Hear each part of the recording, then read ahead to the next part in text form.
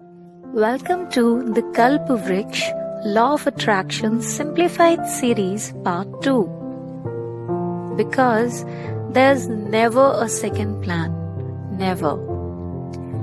हम सभी ने कई बार अपनी पौराणिक कथाओं में पढ़ा या टीवी पर देखा है, जैसे रामायण, महाभारत, श्री कृष्ण आदि, कि इन सभी में कोई न कोई तपस्या अवश्य ही करता था और तपस्या के बाद क्या मांगना है वो उन्हें पहले से ही पता होता था और उसे पाने की इच्छा से ही तो वो तपस्या करते थे। उनके मस्तिष्क में क्या मांगना है ये एकदम स्पष्ट होता था। ऐसा नहीं था कि चलो भाई तपस्या भी करके देख लेते हैं और भगवान जी प्रकट हो गए तो सोचा जाएगा क्या मांगना है, तब तक सोच ही लेंगे क्या मांगना है। उनके मन में कोई 2-3 वस्तुएं नहीं होती थी कि ये नहीं तो वो नहीं तो कुछ और मांग लेंगे। ऐसा कभी नहीं होता था और वो एकदम स्पष्ट योजना के साथ तपस्या शुरू करते थे और अंत में उसे पाते भी थे, क्योंकि मन में कोई दुविधा होती ही नहीं थी। They had the clear aim in front of them and therefore even God had to come to fulfill their wish. एक बार एक लड़का था, रोहित नाम था उसका। बचपन से ही उसको कोई भी डिसीजन लेने में बड़ी परेशानी होती। वो अपने डिसीजंस अक्सर दूसरों को देखकर लिया करता। जैसे जब कभी उसकी टीचर क्लास से कुछ पूछा करती तो वो पहले दूसरों को देखता। ट्रिप पे जाना होता तो अगर दूसरे जाते थे तो ही वो जाने की सोचता। उसकी इस आदत से कभी कभी पढ़ाई में भी दिक्कत हुआ करती, क्योंकि पढ़ाई करते वक्त अगर उसका कोई दोस्त कुछ और पढ़ता था या कोई और प्रश्न करता था तो वो भी वही करने लग जाता। उसे लगता कि शायद वो ज्यादा इम्पोर्टेंट हो। 10th के बाद स्ट्रीम भी दोस्तों से सलाह करके ली। किसी ने कहा कॉमर्स, किसी ने आर्ट्स तो किसी ने साइंस। खैर सबका ध्यान रखते हुए और 10th में ठीक ठाक नंबर आने की वजह से उसने विज्ञान को चुना और ले लिया PCMB, मतलब फिजिक्स, केमिस्ट्री, बायोलॉजी और मैथ्स। बड़ा खुश था साइंस लेकर। उसने सोचा देखेंगे या तो इंजीनियर नहीं तो डॉक्टर तो बन ही जाएंगे।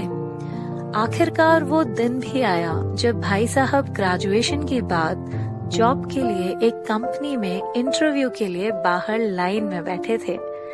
ऐसे ही कई इंटरव्यू देने के बाद वो फाइनली एक बैंक में PO मतलब प्रोबेशनरी ऑफिसर या असिस्टेंट मैनेजर के लिए सिलेक्ट हो गया। कुछ दिनों बाद उसके एक दूर के रिश्तेदार की शादी थी हिमाचल में। उसने कुछ दोस्तों के साथ प्लान बनाया और 2 दिन की छुट्टी लेकर अपनी कार में निकल पड़े वो हिमाचल के लिए। डेस्टिनेशन से 10 किलोमीटर दूर भारी जाम लगा हुआ था। लैंडस्लाइड हुआ था शायद आगे। उन्होंने जल्दी से पीछे देखा तो इतना रास्ता था कि वो अपनी गाड़ी निकाल सके और वो वापस मुड़ गए। 2 दिन की छुट्टी ले ही चुके थे तो डलहौजी की तरफ निकल गए।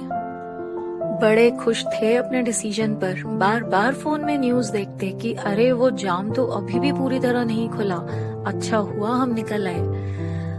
2 दिन बाद वो वापस दिल्ली आ गए। खैर फिर से लाइफ वैसे ही गुजरने लगी। सुबह जल्दी उठना, फिर बैंक से वापस घर, बस ऐसे ही सब चले जा रहा था। कुछ दिन बाद उसे मम्मी पापा के साथ अपनी बड़ी दीदी के बेटे के पहले जन्मदिन की पार्टी में जाना था। वो शिमला में रहती थी। बरसात के दिन थे। वो शिमला जाने के लिए सुबह दिल्ली से निकले। रास्ते में तेज बारिश हो रही थी। डर रहे थे कि ऐसे में तो पहाड़ों पे जाना सेफ नहीं। कालका पहुंचे तो बारिश बहुत तेज हो चुकी थी। उन्हें वहां 2 घंटे इंतजार करना पड़ा। फिर बारिश के थोड़ा कम होने पर शिमला की तरफ आगे बढ़े। कुछ दूर चलने पर उन्हें बहुत से पुलिस वाले दिखाई पड़े। वो सबको वापस भेज रहे थे, क्योंकि आगे पहाड़ का एक बड़ा सा टुकड़ा टूटकर सड़क पर आ गिरा था, जिसकी वजह से रास्ता बंद हो गया था। पूछने पर पता चला कि 1 या 2 दिन लग सकते हैं रास्ता साफ होने में। रोहित ने दीदी को फोन करके सारा हाल सुनाया और फिर दीदी को भी उन्हें लौट जाने की सलाह देनी पड़ी। वे घर वापस लौट आए और फिर एक हफ्ते बाद फिर से वो उनसे शिमला जाकर मिले। मम्मी को अपने नाती के लिए बहुत सारे गिफ्ट्स भी तो देने थे। रोहित को नौकरी करते करते 2 साल बीत चुके थे। उसकी दीदी ने मम्मी पापा से उसकी शादी की बात की। दीदी के ससुराल में दूर की रिश्तेदारी में एक लड़की थी, बड़ी ही प्यारी। रोहित को भी वो अच्छी लगी और उनकी शादी पक्की हो गई। 28 फेब को रोहित की शादी थी शिमला में। आज 10 फेब को उसे पता चलता है कि शादी के लिए बैंकेट हॉल ऊपर शिमला में ही बुक किया गया है। वो रात को सोता है और उसे अपने 2 एक्सपीरियंस याद आते हैं, और ये भी कि उसे वापस आना पड़ा था। वो परेशान हो जाता है। अब रोज उसे यही ख्याल आता कि फिर से कुछ परेशानी हुई तो। उसके कहने पर लड़की वालों ने कालका में कई बैंकेट हॉल देखे शादी के लिए, पर सब बुक्ड हो चुके थे। धीरे धीरे शादी की तारीख भी पास आ रही थी और रोहित की टेंशन बढ़ती जा रही थी।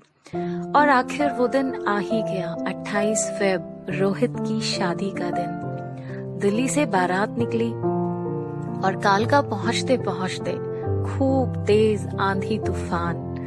रोहित को शिमला के रास्ते बंद दिख रहे थे। भाई, पिछले 2-3 हफ्तों से सपनों में शिमला बंद ही देख रहा था। अब कोई पूरी भावना से कुछ मांगे और ब्रह्मांड उसे ना दे, ऐसा तो कभी होता ही नहीं है। उसकी दीदी का फोन आता है पापा के पास कि पापा, यहाँ ऊपर शिमला में तेज तूफान आया है। ऐसे में गाड़ियां रोक दी जाती हैं रास्ते में। मौसम साफ होने का इंतजार करना होगा पापा। रोहित को लगता है कि क्या फिर उसे लौटना होगा, पर नहीं। तभी उसके अंदर से आवाज आती है कि इस बार उसे वहां पहुंचना ही होगा। कोई चॉइस नहीं है उसके पास। There is no second plan here, no second plan. मौसम की वजह से गाड़ियां तो रोक ही दी गई थी, पर इस बार रोहित को क्लियर था कि उसे वहां कैसे भी पहुंचना है, कैसे भी। 1 घंटे तो वो वेट करते हैं। दोपहर के 3 बजे थे। फिर उसके दोस्त एक प्लान बनाते हैं और उसके पापा को बताते हैं। वो कहते हैं कि अगर रोहित अपने दोस्तों के साथ पैदल निकले जहां तक ये जाम है, तो आराम से 6 बजे तक ये रास्ता पार हो जाएगा और रोहित को आराम करने का समय भी मिल जाएगा। पहले तो पापा ने मना किया, पर कोई और रास्ता न दिख पाने की वजह से उन्हें मानना पड़ा। रोहित ने गाड़ी में एक कैजुअल आउटफिट चेंज कर लिया था। एक दोस्त ने देखा साइड में लाउड स्पीकर की दुकान थी। उसको एक आइडिया सूझा। उसने लाउड स्पीकर से पूरे ट्रैफिक को बता दिया कि रोहित की शादी है और वो उन सबकी मदद करे, उन्हें रोके नहीं। बस फिर तो सबने साथ दिया।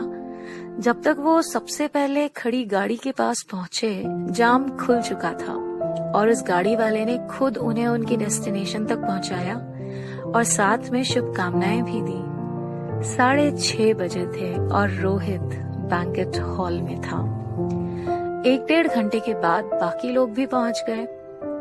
धूमधाम से रोहित की शादी हो गई और उस दिन से उसने सीख लिया कि there is never a second plan, never, if your plan is transparent. अगर आपको जो पाना है वो दिख रहा है, तो कभी कोई दूसरा प्लान होगा ही नहीं।